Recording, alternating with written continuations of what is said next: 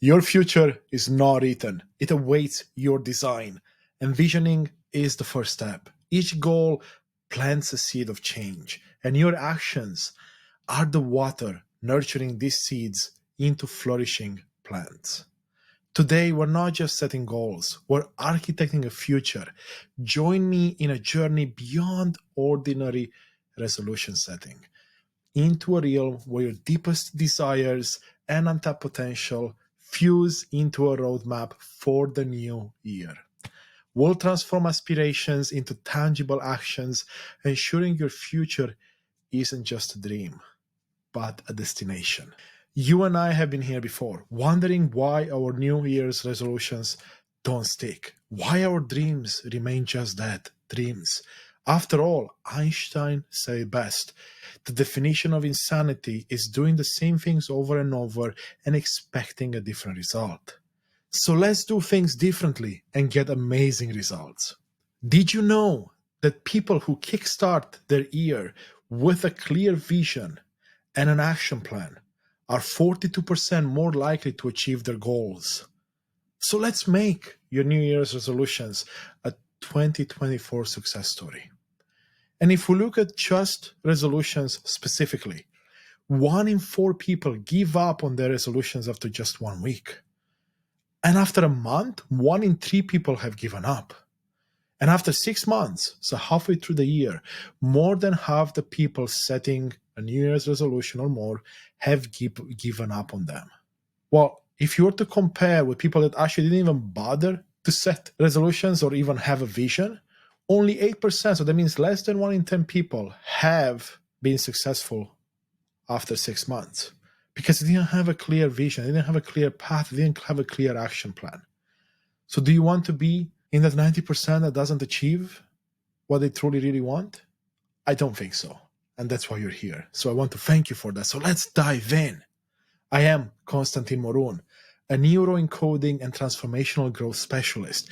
My own journey overcoming a lifelong battle with depression, anxiety, burnout, and the 10 thieves of our dreams, like procrastination, hesitation, fear of failure, fear of success, fear of rejection, imposter syndrome, self-loathing, self-doubt, stress, and overwhelm, forms the cornerstone of my 2+ decades in personal and professional development.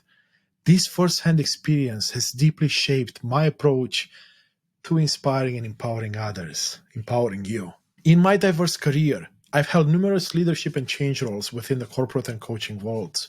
Combined with my degree in mathematics and expertise as a licensed neuroencoding specialist, I bring to the table a unique blend of practical life strategies and neuropsychological insights. Having guided countless individuals on similar paths, my mission is to empower and guide you in discovering your why, rewiring your brain, and overcoming limiting beliefs to unlock your full potential. As someone who is still on this transformative journey, I warmly invite you to join me in this process of growth and self-discovery. So together, let's embark on a transformative journey to break free from the barriers holding you back, stepping into a life filled with purpose, fulfillment, abundance, and joy. So let's start with a quick personal story. Like many of you, I've been the type of person that would be like, yes, it's December, I'm going to get ready for the new year, and I'm going to start thinking about a resolution or multiple resolutions. And so did my friends and the people I was hanging out with. And guess what? We would all have these grand ideas. We're going to be doing A, B, and C around, let's say, our financial fields and maybe our physical fields and emotional fields. And we make these big, giant plans, and some of us make smaller plans. And then all of a sudden, we found ourselves in those percentages we talked about. We were excited for the first month, maybe the second month. But then real life kicked us in the back, so to speak. And then the resolutions, one by one, started to fall apart. It wasn't until I came to realize that if I want something else for myself, if I want something better for myself, I need to actually be a bit more strategic. I need to start looking at what I have been doing, why it hasn't worked, what I can do better, but also celebrate the things that worked well and the lessons I've learned. And that's where I want us to start today, taking a look at an example from my life we'll go back 1 year, where 2022 was both a transformational year for me and a year filled with depression, anxiety, burnout, stress. So you see, I was riding the waves of the high of the journey I was on, but also it was sent me back down to the deepest lows I've ever found myself in. And I, of course, in the moment, I didn't realize that. I also didn't realize all the amazing things that were happening, right? Because I was mostly sad, mostly depressed, anxious, burnt out, despite having what most would call the American dream, despite having what most would see as the perfect life, with a perfect job, the perfect house, the perfect family situation, and everything else. And New Year's Eve 2022, I found myself alone at home with my two dogs. And this was a perfect time for me to really dig deep, do a bit of introspection, look back at 2022, see what worked well, what I have learned, celebrate some of those things, and also look at what I can do better. And oh boy, there were a lot of things I could do better. But because I started by looking at the good things, by celebrating, I didn't put myself in those motions where I started to beat myself up for all the things I did not do, all the things that did not go well. And that was December 31st, 2022. And going into the new year, I had some goals and objectives. I had a vision. It wasn't very big. You see, I had found my why back in the summer of 2022, but I didn't do much with it back then because I didn't know what to, and depression wasn't helping. But by this day, December 31st, 2022, I was like, you know what? It's time for me to see how I can take an action right as the new year starts. And that's when this beautiful podcast that you're listening to right now had its official day, right? January 1st. And the rest is history. And of course, we'll talk more about that at a later date. But I'm telling you from my own experience, looking back a year now, wow, how transformational that has been to look back, reflect, but then also set clear intentions with an action plan and then break them down into their smaller parts, celebrate along the way, adjust course along the way, and get to whatever results I was looking for. And then a lot more that I didn't even expect. So, you're thinking, wow, great story and whatnot. But you may be thinking also that you always fail at keeping your reflections, just like I did. Or perhaps you are worried that you don't really know where to start.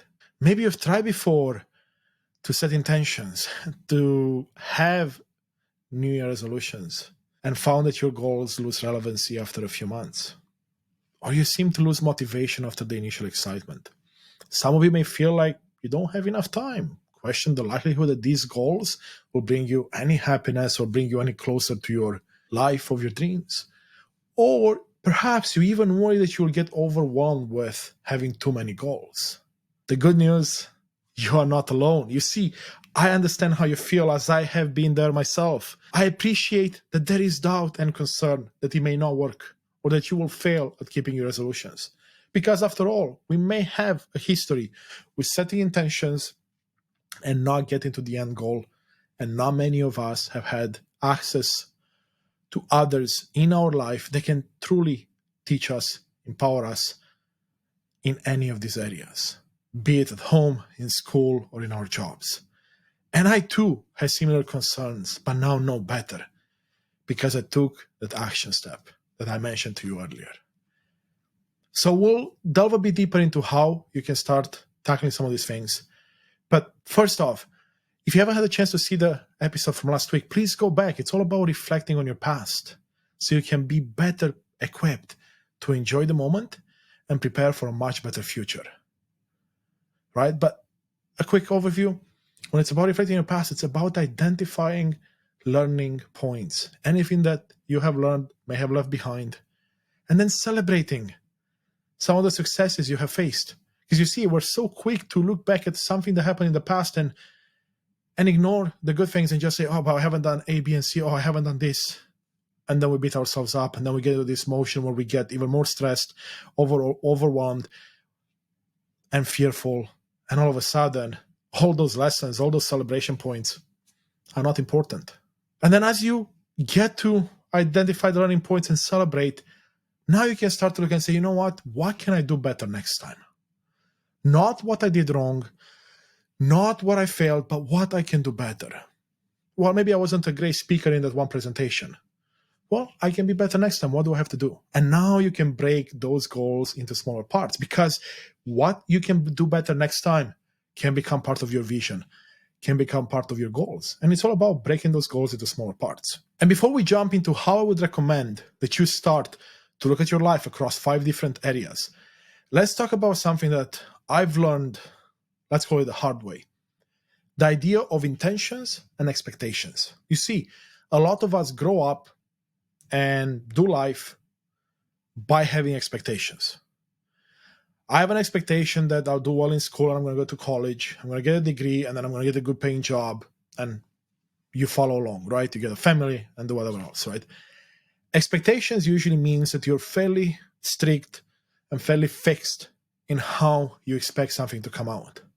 If, let's say, you're looking for a partner, you want to go on a date, and you have an expectation that the date has to go a certain way, has to be at a certain restaurant or type of restaurant, what's going to happen is that you'll put blinders on like a horse, and you will miss out on everything that can happen around you, opportunities for new experiences, for new people, for new relationships and whatnot.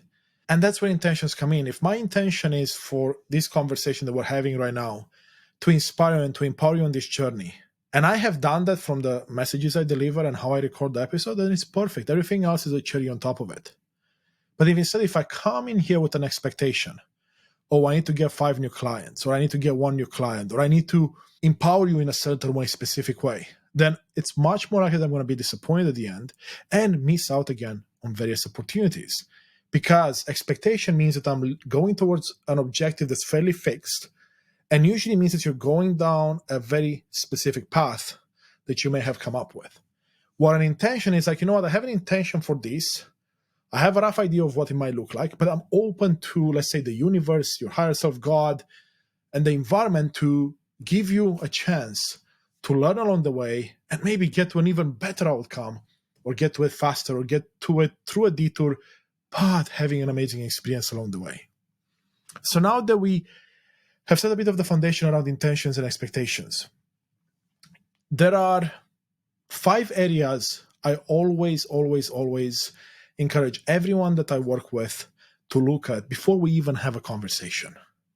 So I start asking my potential clients to share their 5-year vision across 5 areas: physical, financial, emotional, spiritual, and relationships.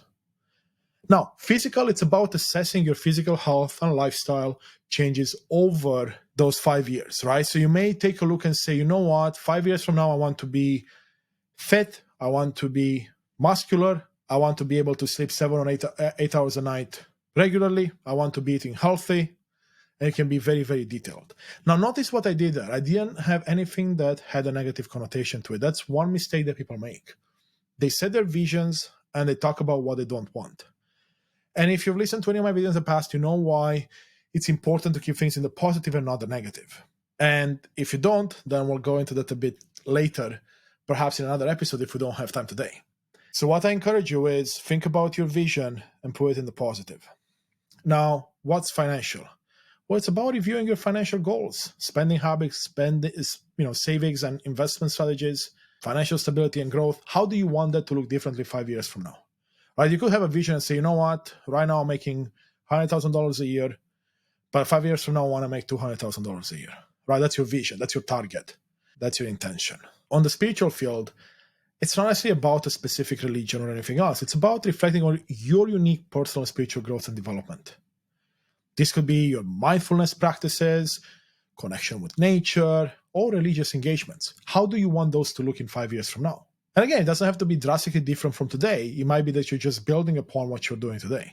Emotional pillar is all about assessing your emotional well-being and seeing where you want to be 5 years from now, right? Do you want to be someone that doesn't get triggered as easily, doesn't react as easily, doesn't say mean things as easily as you do right now? Well, that was me last year, right? That was part of what I wanted to achieve. And then lastly, of course, we have relationships.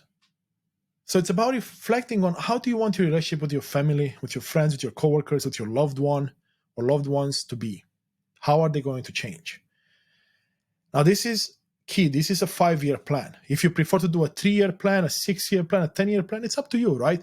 I use 5 years in my coaching, And there's a reason behind it.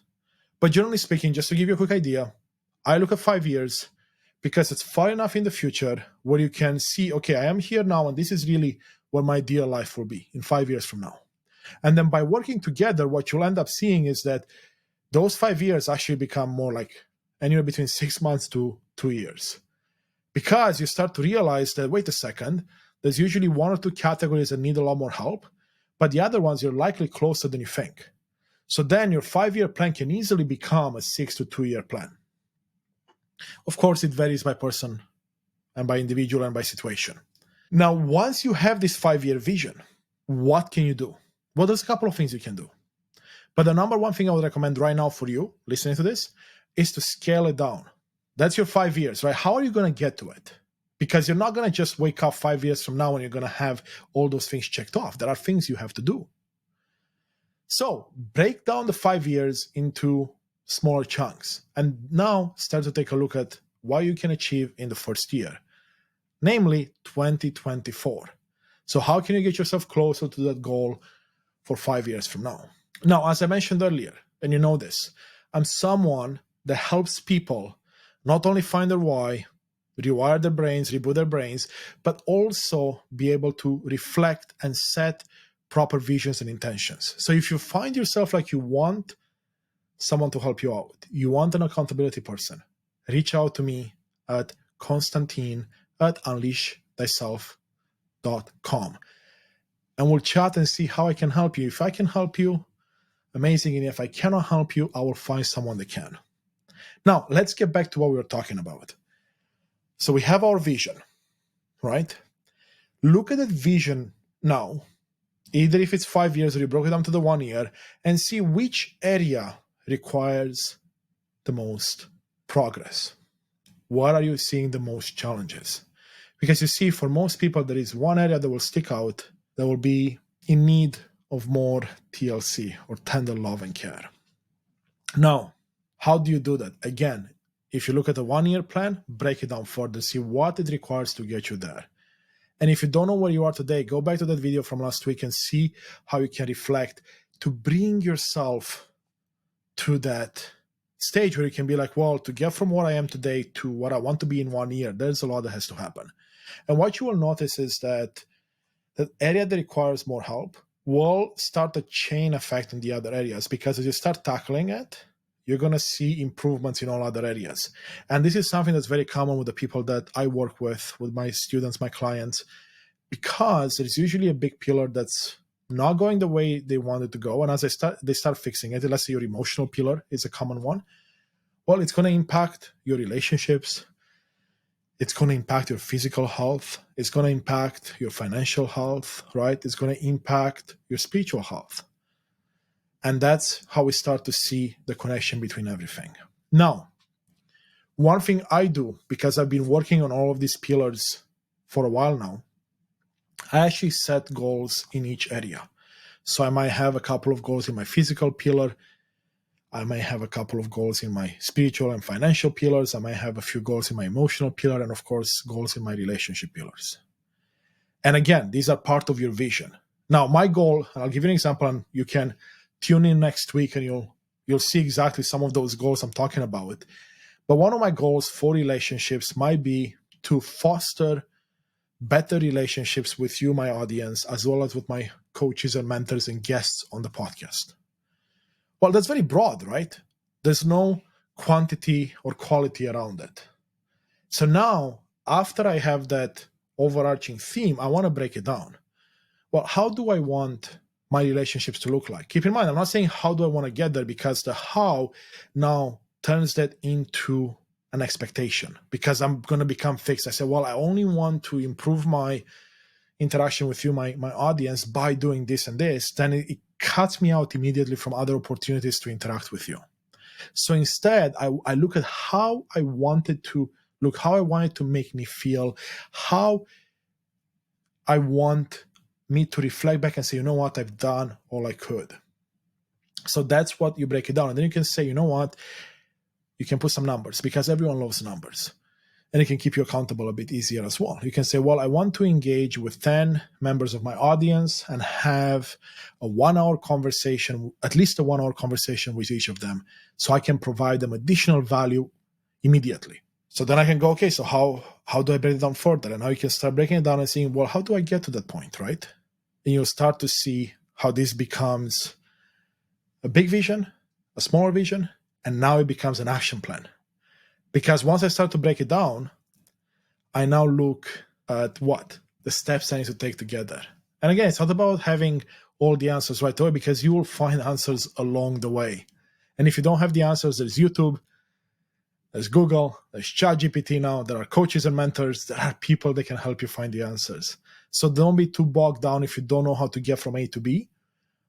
But first identify what A is and then what B is as well, or could be. Now, what's important to note here as well is that I talked about quantitative numbers there, right? Like I want 10 guests, or not rather 10 guests, but 10 conversations with listeners and viewers of my show with at least 1 hour one-on-one conversation so I can help them even further on their path. But I didn't talk about the qualitative aspects of it. I mean, there was a bit of it to help you on the path, but maybe now I can expand and say, you know what, how do I want those conversations and those connections to leave you feeling, the person that I'm going to connect with, or me feeling, right? So that's qualitative, because it's not only about reaching a goal quantity-wise, but it's also the quality behind it. And what I would recommend, one last thing here, is that you can do this all in your mind, right? You can type it up on the computer. But the best way to really go through this that I have found is to take a pen and a piece of paper, or a journal if you have it, or a notebook, and start writing it down. There's plenty of research out there that shows that not only are you going to absorb information faster as you write it down, but you get to remember it easier and recall it, and of course, action on it. Because again, it absorbs differently into your conscious and subconscious mind. So look up some of the research if you're interested in that, but there is plenty to show you that aspect. So now that we cover some of the ways you can approach this, I urge you to take a small action today. Grab a piece of paper, start to write down your 5-year vision. And it can start very simple. Put those 5 categories I told you about, right? Physical, emotional, financial, spiritual, and relationships. Put them down. Start to write things in them. It doesn't have to be perfect. It doesn't have to be exact. And then as you progress, as you get excited, start to break those down further. Bring it down to a 1-year vision and start to set up some actions for the next year. And if you're like me, you might end up building, or rather breaking it down into 4 quarters, right? I do Q1, Q2, Q3, and Q4, right? So Q1 would be January to March. What do I want to accomplish to get me closer to my goal? And again, it's not about perfection. It's not about knowing all the details. It's about having some intentions set. So then you have a more clear path forward. There's no more confusion. And if you haven't done your reflection for the year, start there. And speaking of the reflection, I know you want to continue learning because that's why you're here. So yeah, please click on this video above, which will take you to the reflection video. And then I'll see you there and we'll have a beautiful conversation together.